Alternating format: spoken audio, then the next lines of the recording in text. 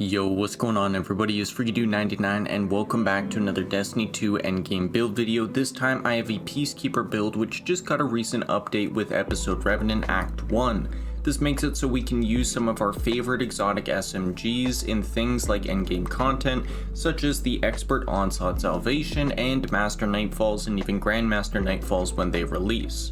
I've been having a lot of fun with this build using the updated Huckleberry, as well as things like Osteostriga and Wrist Runner, and pretty much any exotic SMG you want to pull out of your vault and use, you can use with this build and have a ton of fun. Now of course with all my builds there's going to be a picture at the end of the video along with a dim link in the description for easy copying. And be sure to hit that subscribe button in case you haven't already to not miss out on any future Destiny 2 videos. So with that out of the way, let's get into the build.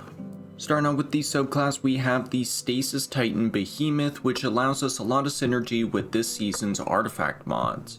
With it, we have our Super Glacial Quake, which is a fantastic super in taking down pretty much anything in endgame content, allowing us to scatter the battlefield with tons of stasis crystals, shattering them and dealing massive amounts of damage. Add to that, we are also using Rally Barricade, which allows us to increase our weapon reload speed, stability, and range, as well as draw hostile fire to our barricade while we stand behind it. This allows our SMGs to get even more damage and allowing them to have even more range, which SMGs are on the lower range side of weapons, but with Rally Barricade we can stand behind it and fire out tons of rounds from a further distance, allowing us to stay a lot safer in things like endgame content. Moving forward, the Stasis melee is Shiver Strike, which we send ourselves forward, hit an enemy and attach a stasis explosive that explodes out after a quick delay. We are going to be using this in some cases, but we are mostly going to be using one of our aspects, which is going to be Howl of the Storm, which allows us to slide and activate our melee to launch a wave of stasis energy forward that frees targets and creates stasis crystals. This allows us to generate even more stasis shards for ourselves to allow us to get our melee back even quicker, as well as activate things on our artifact as well. As well as we are using the Glacier Grenade, which allows us to create a wall of stasis crystals for even more shattering damage. Whenever we line it up on enemies like champions or bosses, it explodes out, deals tons of damage, and adds a lot of stasis crystals onto the battlefield, which we can then actually generate because of Tectonic Harvest, our second stasis aspect. This makes it so whenever we shatter a stasis crystal or a frozen target, we create a stasis shard, and whenever we pick it up, we get melee energy for us and our allies. It also makes it so whenever we pick up stasis shards, we grant ourselves stacks of frost armor, which is our damage resistance buff that we're going to be utilizing with this build. Since we have Howl of the Storm and Glacier Grenade, we are generating a ton of stasis crystals and subsequently a ton of stasis shards, allowing us to get our Howl of the Storm melee back very quickly and stay in a continual loop of constantly using it. We also get even further melee energy because of one of our fragments, which is Whisper of Hunger, which increases the melee energy gained from picking up a stasis shard. We also have Whisper of Rending, which allows our primary ammo weapons to do increased damage to stasis crystals and frozen targets. We're constantly freezing enemies and we're constantly creating these stasis crystals, so we want to be able to actually shatter them a lot easier, and with things like Huckleberry and Osteostriga being our primary weapons that we're using, this just makes a lot of sense to grab. We're also grabbing Whisper of Fissures, which increases the damage and size of the burst of stasis when we destroy a stasis crystal or defeat a frozen target. This just adds on a lot of extra damage to what we're doing with this build. And of course we're grabbing a Whisper of Conduction, so nearby stasis shards track to our position, allowing us to not have to go out of the way to actually pick up all these stasis shards that we're generating, and allow us to get our frost armor stacks up without having to dive into the middle of the battlefield. And that's going to do it for the subclass. Moving on to the weapons. Starting out with our main exotic of choice, we're going to be picking up some of your favorite submachine guns to use with this build. Me personally, I've been using the Huckleberry, which has proved very useful in things like Expert Onslaught Salvation and even things like Master Nightfalls. I've been using it because it comes with the Ride the Bull intrinsic perk, which makes it so it reloads its magazine on final blows. This synergizes greatly with Peacekeepers, which increases the damage on every bullet that hits, And not having to reload means that you can actually keep up this damage boost between multiple enemies on the field. With Onslaught having tons of waves of enemies just coming at you, you can use Huckleberry without ever having to reload. Along with that, it has Rampage, which gives it even more damage boosts. And it now comes with Kinetic Tremors, which it just received with Episode Revenant Act 1. This allows it to take down yellow bars with ease, as that damage boost, Rampage, and Kinetic Tremors all going off means that you just melt through health bars with no trouble whatsoever. Of course, if you're looking for something with a little bit more range, I'd recommend Osteostriga, which does a fabulous job at just wiping out groups of enemies with its poison spreading all around, as well as stacking on yellow bars like champions or bosses, making quick work of them when Peacekeepers actually gets its damage buff to go up, and with it getting a higher magazine size with all of the takedowns from the poison, it allows you to get to that 20 times damage boost from Peacekeepers, allowing you to fire even longer with that damage boost on enemies and actually melt through yellow bars with your primary weapon. Pretty much any exotic submachine gun instantly goes to an S tier with Peacekeepers on in this build, allowing you to really mix and match whatever weapons you want to use, something like a multi-MOW, which is a legendary submachine gun, or even pull out something like Risk Runner if you're facing a lot of arc damage. Now to pair up with these weapons, of course you want to make sure that you are covering your bases with champions. With submachine guns we can cover overload champions, but you'll need something for barrier champions mainly, and for those you have things like scout rifles and shotguns with this season. Of course you want to pull out any scout rifles or shotguns that you personally like using. Me, I've been using something like Tarnished Metal and even Briar's Love in the energy slots, and in the kinetic slot I've been using something like Imperative, which comes with Kinetic Tremors. Anything that allows you a little bit more range in something like a Master Nightfall, but if you're going into something like Expert Onslaught Salvation, I'd actually recommend a shotgun because there's a lot more cases where you're up close and personal with enemies, and those allow you to get in, get one shot off, crack their shield, and go to town with your shotgun and your SMG. And then of course you want a heavy weapon that you can swap in as well. Me personally, I've been using grenade launchers a lot with this season, as it synergizes well with the artifact perks, allowing us to weaken yellow bars and champions and then go in with a full clip, or switch over to our SMG for even more damage. Something like Bittersweet or versus Chill Inhibitor, or even something like Dimensional Hypotrochoid, they're all going to be really good grenade launchers to bring into any piece of content that you're jumping into, especially with Expert Onslaught Salvation and Master Nightfalls. Now, that's going to do it for the weapons, moving on to the artifact perks. Starting out with the artifact, you're going to be grabbing 3 anti-champion perks to cover your bases on the weapons you're using, so you want to make sure you're grabbing anti-barrier scout rifle and anti-barrier shotgun. Along with that, you want to make sure you grab overload submachine gun. That way your submachine guns actually gain the overload stunning capabilities, but they also gain the overcharged buff, which is a 25% damage boost in expert or higher content. For second column, we're going to be grabbing enhanced ether generator. That way whenever we use dark ether reaper origin trades, they have a chance to spawn an extra dark ether charge for things like Bittersweet, but also these weapons are overcharged as well. That way our heavy grenade launcher like Bittersweet is hitting a lot harder. We're also going to be using the Revenant, so we deal increased weapon damage to Scorn, and depending on how many Shadestalker armor pieces we have, that increases that bonus damage. Scorn are everywhere in Expert Onslaught Salvation, so this really helps out a lot. For third column, we're going to be grabbing Crystalline Converter, which makes it so whenever we gather Stasis shards, we gain stacks of Crystalline Converter, and it makes it so our next powered Stasis melee hit creates Stasis crystals equal to the number of stacks you have.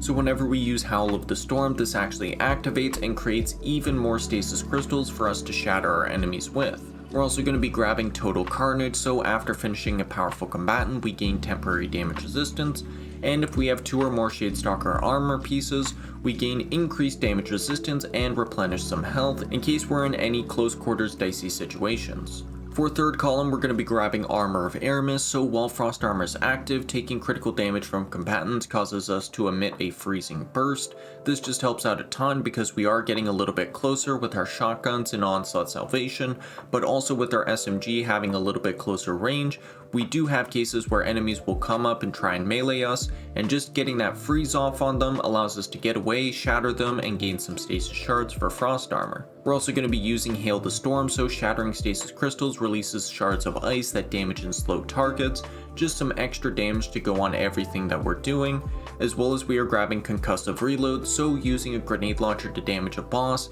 champion, or break a combatant shield will weaken them, allowing us to get a lot more extra damage off. Finally, for 5th column, we are grabbing Brain Freeze, so frozen combatants become surrounded by a chilling fog that slows combatants that aren't already, as well as weapons with the Dark Ether Reaper origin trait will deal more damage to frozen combatants. So we can throw down our Glacier Grenade and Howl of the Storm to gain a ton of extra damage whenever we use our Bittersweet, as well as we are grabbing Served Cold, so picking up Stasis Shards will grant us class ability energy, allowing us to throw down more barricades whenever we need to, and pretty much have 100% uptime on our barricade, which we're also grabbing things like Outreach, which give us more melee energy. For tonics you want to grab, I would recommend the Refined Tonic of Stasis Crystallization. This boosts Crystalline Converter to make it so Stasis Weapon Final Blows after activating your class ability spawn a Stasis Shard. This is just in case you're using a Stasis weapon, but primarily we are getting it for Hail the Storm, which makes it so shattering frozen targets and Stasis Crystals deal even more increased damage, which just add on a ton of extra damage for our Glacier Grenade, our Howl of the Storm, and for our Glacial Quake Super.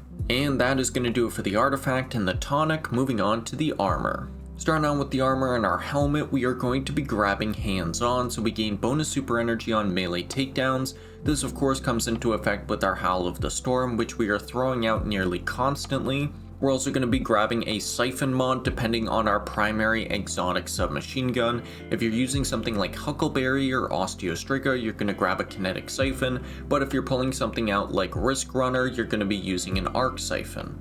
And of course you're going to be grabbing a heavy ammo finder, so all of our primary ammo weapon takedowns are going to be generating more heavy ammo for us, allowing us to burst down champions in case we need to. Quickly touching on the stat focusing, first of all you want to make sure that you are getting 100 resilience for the 30% damage reduction, as well as the lower cooldown on our barricade. This allows us to survive a lot more in endgame content, with that 30% damage reduction allowing us to survive nearly one-shot abilities, but also it allows us to throw down our barricade nearly constantly and have that 100% uptime on that increased range for our submachine guns, as well as taunting enemies to actually shoot the barricade and not us in things like endgame content. Secondly, we're going to be focusing into discipline, that way we can throw down as many glacier grenades as possible. This just increases a ton of our damage, but it also generates a ton more stasis shards for frost armor. All of these stasis shards are also granting us melee energy, which means we don't have to have our strength stat as high as possible, and it means we can actually balance strength and recovery a little bit more evenly, allowing us to have increased recovery rate on our health, as well as allowing us to use our Howl of the Storm more efficiently. So you're going to be focusing resilience, discipline, and then splitting between recovery and strength. Down to the gauntlets, we are grabbing double impact induction, so whenever we deal damage with our powered melee attack, we're reducing our grenade cooldown, allowing us to throw down more glacier grenades.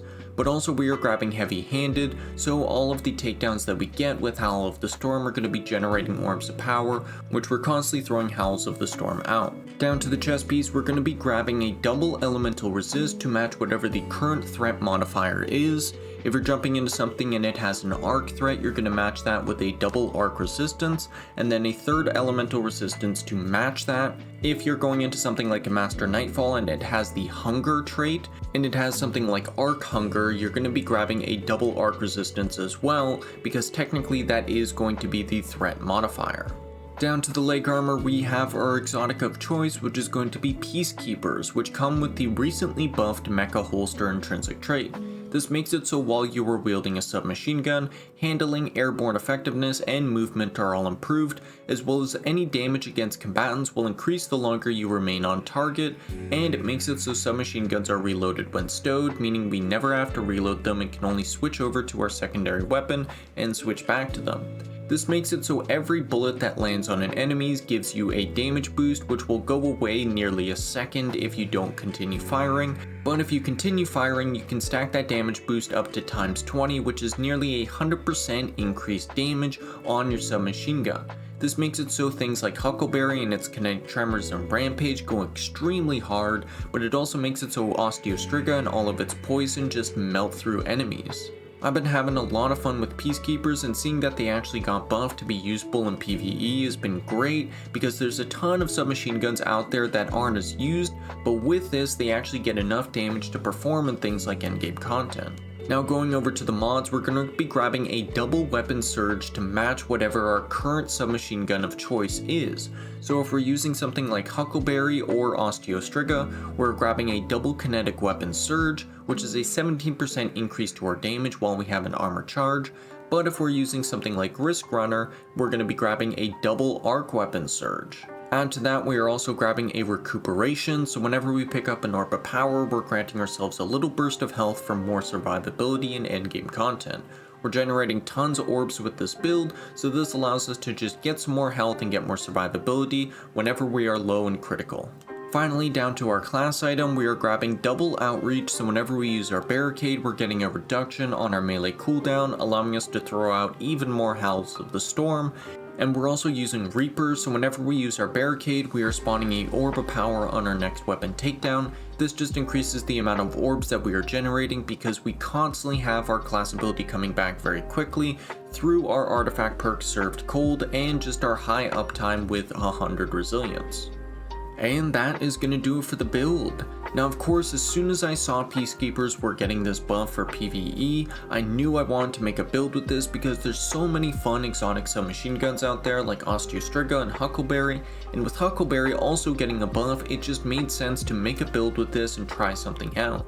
With all of these Stasis synergies going on with the artifact perk, it also just made sense to pull out something like Behemoth and get a ton of extra damage for our primary weapons through Whisper of Rending.